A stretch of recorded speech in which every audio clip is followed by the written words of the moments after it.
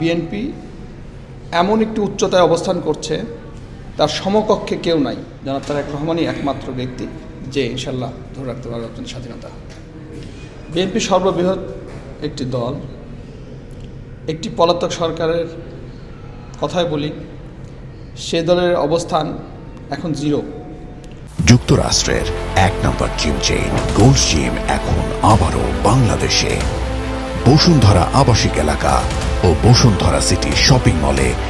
এখন ধরতে গেলে বিএনপি এমন একটি উচ্চতায় অবস্থান করছে, তার সমকক্ষে কেউ নাই। আপনাদেরই পত্রিকায় লিখেছে বা জরিপ করিয়েছে, একটি দেখেছেন যে 68, 25 বা 26।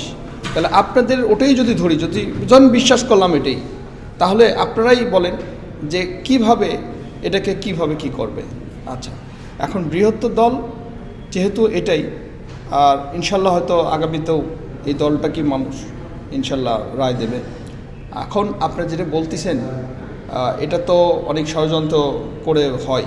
হ্যাঁ, বাংলাদেশের স্বাধীনতা সার্বভৌমত্ব রক্ষার জন্য সবচেয়ে বড় কথা হচ্ছে বাংলাদেশের জনগণকে ঐক্যবদ্ধ থাকতে হবে। বাংলাদেশের জনগণ ঐক্যবদ্ধ থাকলে এই ধরনের বিশৃঙ্খলা কোনো ঘটনা ঘটবে না। ইনশাল্লাহ বাংলাদেশের উন্নয়ন যথাযথভাবে হবে। যদি আপনারা ভোটের মাধ্যমে আমাদের প্রিয় নেতা জনাব তারেক রহমানকে যদি সুযোগ দেন, তাহলে জনাব তারেক রহমানই একমাত্র ব্যক্তি যে ইনশাল্লাহ ধরে রাখতে পারবে।